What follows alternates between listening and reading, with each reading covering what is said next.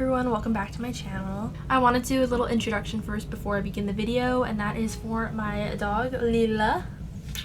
She is my prize baby. She's gonna be in probably the majority of my videos, so I just decided to introduce her now before you guys get acquainted with her. Yeah, she's my little baby. She turns 3 in December. Anyways, so in today's video, I pulled together some recommendations for you guys for the fall if you guys are interested. I have pulled from quite a few different genres based on what you're interested in, and I'm really excited to show you guys some recommendations. I really enjoy the fall time. To me, fall brings such a different atmosphere to my life in the movies I watch, the clothes I wear, and the books that I read. So I thought, what better time and then to show you guys some fall recommendations for you if you guys like a little bit of spooky and atmospheric reads. As for personally what I enjoy reading during the fall time,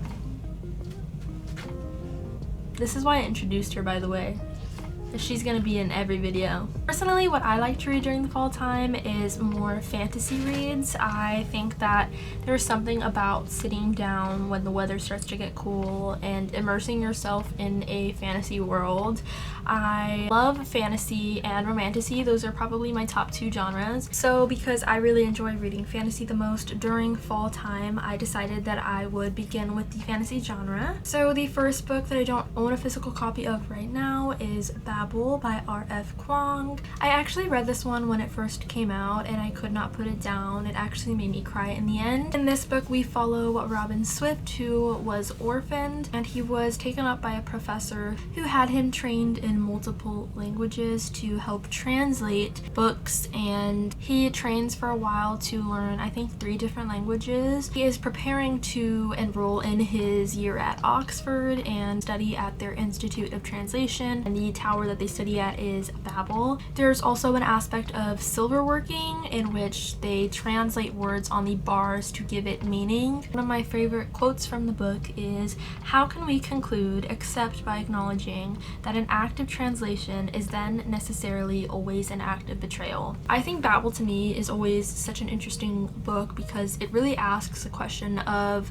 what gets lost when you translate and who has say of what gets translated. You also get the fantasy aspect on top of that, which is a huge metaphor for power in white-dominated countries that really rely on the destruction of one's culture and name. For a good fall rec, I think Babel leans heavily into the academia world. So think dark academia, fantasy, and then also you're getting the aspect of actually learning. I felt like I was actually learning about history and translation throughout the book. But if you guys really like the dark academia world and also learning as you go, I would highly recommend this one. The next book, I also don't have my physical copy right now, but it is One Dark Window and Two Twisted Crowns by Rachel Gillig. We have a lone town called Blunder, and surrounding the whole town is a deep and foggy mist. Elspeth, as a child, inherited a monster into her body that can talk to her and sometimes even control her. So the entire premise of the book is Elspeth and the monster inside her trying to undo the mist around the kingdom. There's political intrigue, the magic system is super unique, and the romance is just a subplot, which is why I didn't put it in the romantasy category of this video. But I would say Rachel Gillig is definitely one of my favorite authors ever. I think that her books give you that spooky, gothic fall vibe. Because I recommended that one as well, I'm also going to recommend The Night and the Moth by also the same author, Rachel Gillig. This one I actually read an arc of before it came out, and I fell in love with this story. Once again, she does not do it wrong with the gothic atmosphere, so whether you read One Dark Window or The Night and the Moth, I think you're still getting a really great gothic fall spooky book. In this book we follow Sybil, who is a diviner, which means she can read messages from their gods, which are called omens. She is one diviner out of 6, and when the other 5 go missing, she is forced to pair up with this knight named Rory, who is basically a heretic in this world. He doesn't really believe in their gods. She is forced to work with him to figure out where the other 5 diviners went. I've never read any magic systems unique quite like hers, and I really love how her magic really has a good side and a bad side. We also have a side character in here who is definitely a comedic comedic relief. His name is Bartholomew. He is definitely one of the brighter sides of this book, and I love him so much, and I would really highly recommend Rachel Gillick's books if you're looking for that fall vibe.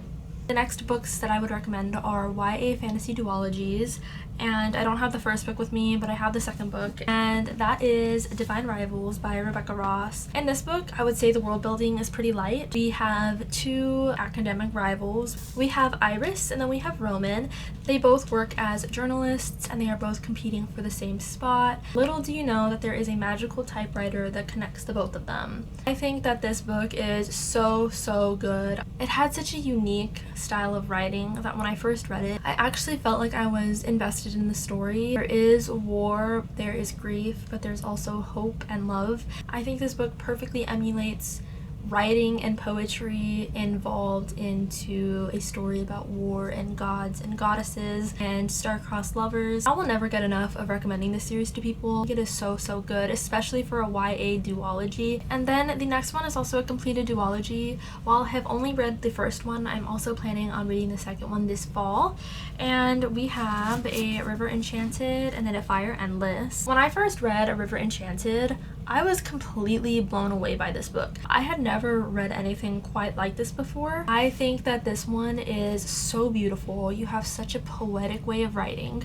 And what's really great about this one is she also wrote Divine Rivals, so you're getting the same atmosphere. So in this one we follow Jack, who is a bard, is called back to the place where he was from in response to younger girls that have been going missing. This one feels as if every tree, every leaf, every flow of water is its own entity. The story flows as if it was told by a bard itself, which I really love. I think this one is just so beautiful. The quotes in here are extremely gorgeous. The characters are so believable. There's so many side characters in this one too that you will end up loving, probably up to par with the main characters. If you want a really flowery love story with a hint of mystery, I would really recommend this one. Next we have a YA standalone, and this one is Wings of Starlight by Alison Saft. This one is based off of Tinkerbell's Clarion and her love interest, who is the Lord of Winter. This one takes place in the winter-ish summertime, which is why I kind of felt comfortable putting it in the fall category. It is a love story at its core between two fairies who cannot be together. I think this one is just such a great solid standalone. For the fall time, I think you're getting romance, you're getting plot, you're getting action, and this one, to me, when I think of fall time, I think of nostalgia and being a kid again, and to me this brought me back to that time where I was watching Tinkerbell movies at home. So I would really recommend this one to you guys if you guys were a fan of the movies as a kid, because I certainly was, and this one was really nostalgic for me. Next is not a book that I currently own, but it is both Priory of the Orange Tree and A Day of Fallen Night by Samantha Shannon. To me, this is a solid fantasy book. It is standalone, it is 800 pages long, and yet it is so magical. You get such an in-depth political and religious world in this one, and I think it's just perfect for fall time because you're investing yourself in a world which feels like almost like a history lesson of some sort, and I love politics. I love high fantasy. I think high fantasy is perfect for the fall time. Next is also not a book that I currently own, but that is Sorcery of Thorns. You have magical books, you have magic and wizards and mages. In this book we follow Elizabeth, who is forced to work with a wizard, Nathaniel, to save one of the great libraries. So in this one I love how it feels like each book has its own personality and life. It really resembles Howl's Moving Castle, so if you like any of the Studio Ghibli movies, I would highly recommend this one as well. So that was all of my recs for fantasy, and then I'm going to go into romantasy. So the first romantasy book I'm going to recommend is Heavenly Bodies. This one I read for the first time this year, and it was my first 5-star read of this year. I was so in love with this one. We follow Alara, who is the princess of the Kingdom of Night, and Lorenzo, who is the prince of the Kingdom of Light. They are forced to work together to kill a star who is a god of their realm. I think this one just gives off such fall vibes. You have such a great romance, but then you also have a deeper plot, which is the plot of a war about to begin, and I think this one is star-crossed lovers and romantasy, and I just think this is so beautiful. I'm so excited for the book. The next book comes out in November, I think, but yeah, so I would highly recommend this one for you guys. So the next book that I have to recommend to you is one of my favorite reads of 2024, and that is When the Moon Hatched. This book is so beautiful. It is so atmospheric. We have Rave, who is an assassin, and Khan, who is a dragon rider. They are kind of forced to uncover some secrets and truths in their world. This cover is just absolutely gorgeous, and this isn't even the original cover. The original cover is just as stunning though. This is my indie edition of it. It is just absolutely beautiful. In this one, the dragons in this are just so beautiful. I feel like I've never seen dragons written as beautifully as in this one, as you can tell by the cover. I also want to show you guys. Firstly, I want to just show you guys this edition. It's so beautiful. So this art, beautiful. I think that this one is probably one of my favorite romantasies of all time, and I'm really looking forward to the second one. I have another one that I've reread twice already, and this is Spark of the Everflame by Penn Cole. Diem is just a human, and after her mother goes missing, she's kind of forced to work with Prince Luther, who was last seen with her. I think what carries this book series particularly the most is, one, the magic system. We have different kingdoms that each have different powers, and then two, the political intrigue. To me, like I've said before, love political fantasies, so this one is so good with the politics. This one also mirrors today's world pretty well in terms of fantasy. You have the discrepancy between the ascended, who live lavishly, and then you have the humans who are kind of forced into sanitary homes, and their villages are never clean or anything, and that's because the ascended take from the humans. I like the unfairness, and I love Diem's passion for fighting for her and her fellow humans. The cover itself gives fall, like literally look how beautiful that is. I would really recommend this series. There are 3 books out, and I've read all of them, and so I'm waiting for the 4th installment. But yeah, so this one is just a very stable romantasy pick. We have Phantasma by Kaylee Smith. I was actually lucky enough to meet the author, but before that I had read this book probably a year before I had met her. We follow Ophelia, who inherits their family's necromancer abilities. Her mother had a huge debt, so in order to pay it off, Ophelia's sister enters Phantasma, which is a series of trials and games where only one can win. I think this one is so spooky by the cover alone. I think this just gives fall and Halloween, and I would really recommend this one. It also helps that the author is just such a sweetheart. And then if you really like Phantasma, I would also highly recommend Enchantra, which is her sister's book. But both of these are just so amazing. I really love them, and I think you'll love them too.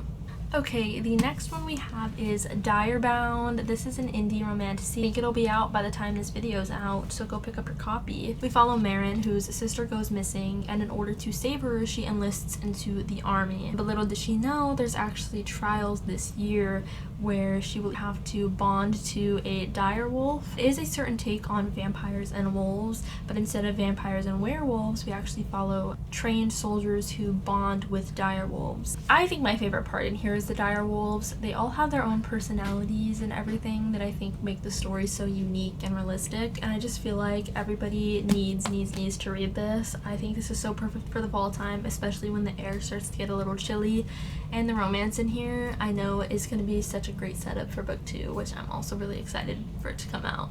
But yeah, so I would really recommend this one as well. Next, we have a standalone fantasy book. This is Our Infinite Fates by Laura Steven. The entire premise of this book is basically 2 star-crossed lovers, and they kill each other in every lifetime. That's literally it. I think this is so good. The writing is super fast-paced, super romantic, and it flows so well. Yeah, this one was one of my favorite reads of this year, and I'm really excited to see what else she has out. I know she has another fantasy book out called Silver Cloak, which I also want to pick up, so maybe I will soon. Another fall pick I have is Bride by Ali Hazelwood. I'm actually getting ready to do a reread of this because I want to read the second book, which comes out next month, which is Mate. In this one we follow Misery Lark, who is a vampire. She basically is obligated to marry the alpha of the pack, Lo. It really is just their romance story. There's slight politics as there is a war between the vampires and the werewolves, and she's kind of that middle ground for them. And I'm so excited to reread this one. Her books are so great. I would really recommend this one. Okay, so the next book that I have is also a romantasy. I think it originally is YA, but it's definitely a little bit more mature than that. We have A Stark View by Alexis Patton. I've actually found this book through TikTok, and I had seen her posting about it, so I decided to read it on my Kindle and see how I felt about it, and honestly I was really blown away. It's been a while since I've read a good dystopian book that actually had themes and metaphors about the government and the world. So their world is completely underground. When she's given a book that is illegal, she is forced to become prisoner. There is a captain who kind of runs her cell block, so he locks her in every night. Somehow, someway, they are forced together. I really loved this one. I loved the themes, the metaphors. There's a huge theme of poetry. I loved the found family in this one, and I think if you want a good dystopian and romance book, I would highly recommend this one as well. The last romantasy rec I have for you guys is Shields of Sparrows. If you guys watched my last reading vlog, I only spoke highly about this book. In this one, we have Odessa and the Guardian who are forced to work together. She's trying to figure some things out, and I'm just really excited to read the next installment, which I don't know if there's a release date yet, but I just think this one's perfect for the fall because you're getting monsters, you're getting action, you're getting a little bit of thriller, and I really like this one. The next book is a fiction book, and this is We Do Not Part. This one really talks about generational trauma in such a unique way. Our character almost feels as she's slowly descending into madness as she's looking for her friends' birds in this very harsh and wintry forest. I think that it's really amazing in terms of the writing and the poetry. I think she's just such a great author. If you want a good fast-paced fiction recommendation, I would also highly suggest you guys read this one. The next genre that I have are just two horror picks, and the first one is A Dowry of Blood. This one is based off of Dracula's wife and kind of her journey in an abusive marriage. I really love the metaphor of a man who is a monster and how that is a metaphor for, you know, why do women stay with such terrible men. And I'm also going to relate that to the next horror pick I have, which is A Sour Cherry. To me, both Sour Cherry and Dowry of Blood do such a really amazing job at monstricizing these men and kind of why women stay for so long. I personally think that's just such a powerful metaphor. I really loved both of these stories. There is the horror aspect and the gothic aspect, which I think is perfect for if you want a very horror type book. I think these are perfect for the fall time, the spooky time, but with my horror I love a bigger theme, and so these two books share the same theme. They're very fast-paced reads. Like, I read these both very quickly. I think I read Dowry of Blood in a night and then Sour Cherry in the span of a couple days. So those are going to be my horror recs, and that is going to wrap up the fall recommendations that I'm going to give you guys. To me, all of these books have such a sacred place in my heart, and I love all of them.